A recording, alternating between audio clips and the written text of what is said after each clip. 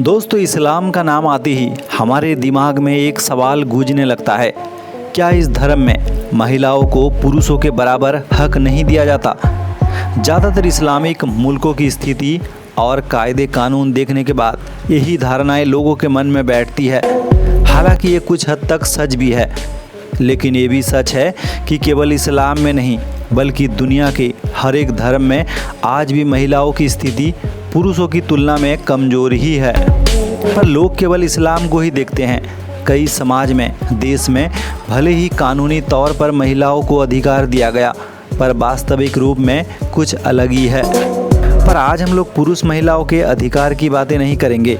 आज हम आपको ऐसी एक प्रगतिशील इस्लामिक मुल्कों की कहानी बताएंगे जहां की 99% आबादी इस्लाम धर्म को मानती है, फिर भी वहां की महिला कोई भी धर्म के लड़के से शादी कर सकती है, वो भी कानूनी तौर पर। इसका नेतृत्व एक प्रगतिशील नेता के हाथों में है।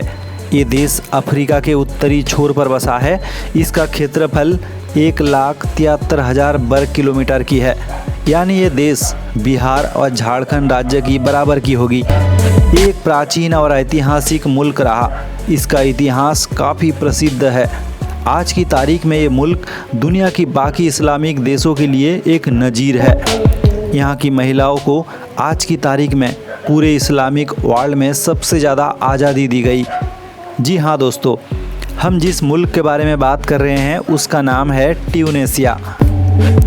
उत्तर अफ्रीका के इस मुल्क में बाकायदा कानूनी तौर पर मुस्लिम लड़कियों को ये अधिकार दिया गया कि वो गैर मुस्लिम लड़के से धर्म परिवर्तन कराए बिना अपना जीवन साथी चुन सकती है। दुनिया के अधिकतर इस्लामिक मुल्कों में अगर कोई मुस्लिम लड़की दूसरे धर्म के लड़के के साथ शादी करना चाहती है तो पहले उसे लड़के का धर्म परिवर्तन करवा कर इस्लाम धर्म कबूल करवाना पड़ता है। लेकिन ट्यूनेशिया के मामले में ये कहानी कुछ अलग है। एक आधुनिक समाज है। यहाँ की जनता ने साल 2011 में तत्कालीन राष्ट्रपति जिन अल आबेदीन बेन अली के खिलाफ विद्रोह कर दिया था। जनता ने लोकतंत्र और महिलाओं के अधिकार के लिए जोरदार आंदोलन चलाया, जिसमें महिलाओं की भागीदारी काबिले तारीफ थी। जिसके बदले में साल 2017 में वहाँ के राष्ट्रपति महिलाओं को कानूनी तौर पर ये अधिकार दे दिया कि वो अपने पसंद के जीवन साथी चुन सकती है। इसके लिए उन्हें अपने होने वाले जीवन साथी का धर्म परिवर्तन नहीं करवाना पड़ेगा। लेकिन ट्यूनेशिया में 1973 के दशक से ही किसी मुस्लिम महिला दूसरे मजहब के लड़के से शादी नहीं कर सकती थी।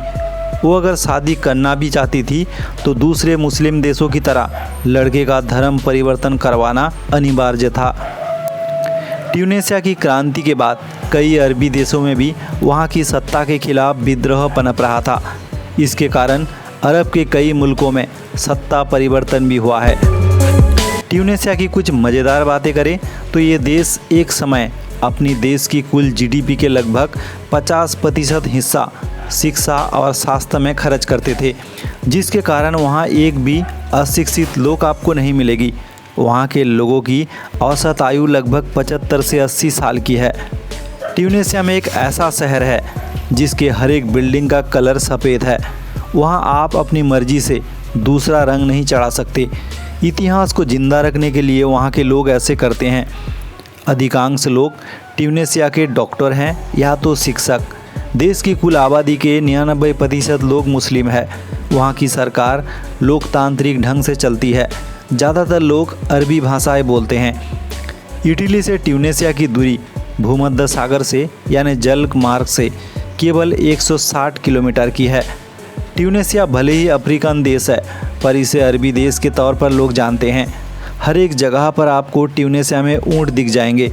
अगर किसी मुस्लिम लड़की से शादी करना है तो आप ट्यूनेशिया जा सकते हैं। खूबसूरती के मामले में ट्यूनेशिया की लड़कियां किसी दूसरी मुस्लिम देशों से कम नहीं।